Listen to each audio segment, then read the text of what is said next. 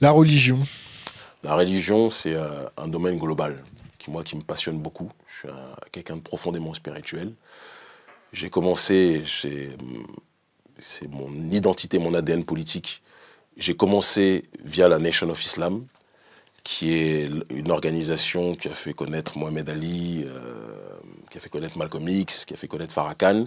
La personne qui m'a influencé dans ce mouvement, et qui a été ma source d'inspiration pendant des années, même si aujourd'hui, en vieillissant, je nuance certaines positions qu'il avait, mais que j'aime profondément, qui est mon grand frère, c'était le docteur Khalid Abdul Mohamed, qui était l'ancien porte-parole de la Nation of Islam, qui a été expulsé, interdit pour des propos trop subversifs sur l'oligarchie juive aux États-Unis.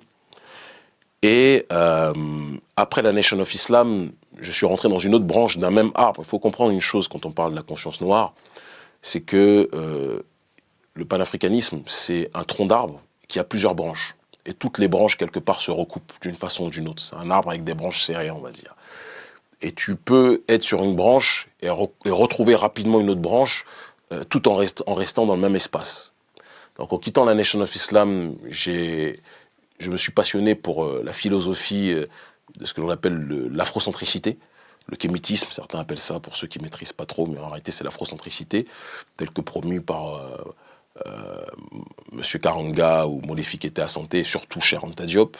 Ça a été la période Tribuka. Et puis, le retour en Afrique m'a permis de faire une synthèse de tout ça et de comprendre la racine réelle des choses. Et j'ai trouvé ça dans la tradition africaine.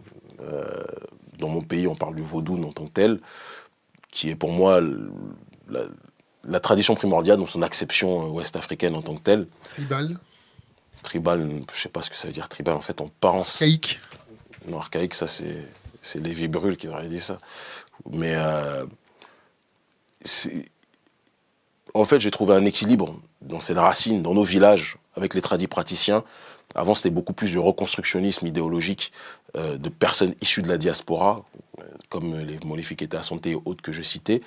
Mais être au contact de gardiens de la tradition en Afrique m'a permis de comprendre que tout ce que j'avais étudié avant, en réalité, il y avait des parcelles de vérité dans tout ça. C'est pour ça que je te parlais de branches tout à l'heure. Et l'Afrique m'a permis de compléter le cercle. Donc aujourd'hui, je me considère comme traditionnaliste africain, passionné de métaphysique.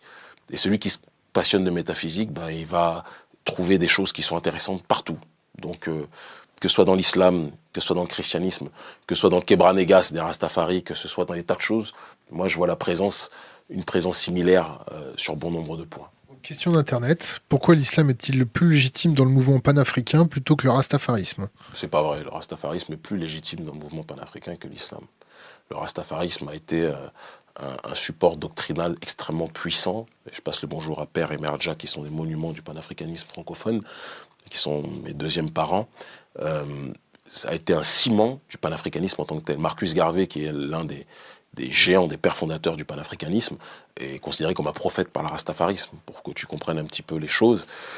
Et l'islam, après, est une religion qui, dans son acception métaphysique et intellectuelle, s'opposait d'une façon ou d'une autre à l'idéologie dominante occidentale, au consumérisme, au matérialisme. Quand je dis ça, il ne faut pas regarder ce qui se passe en Arabie Saoudite ou au Qatar, sinon on va avoir une autre vision. Et donc du coup, bon nombre d'afro-descendants se sont convertis à l'islam.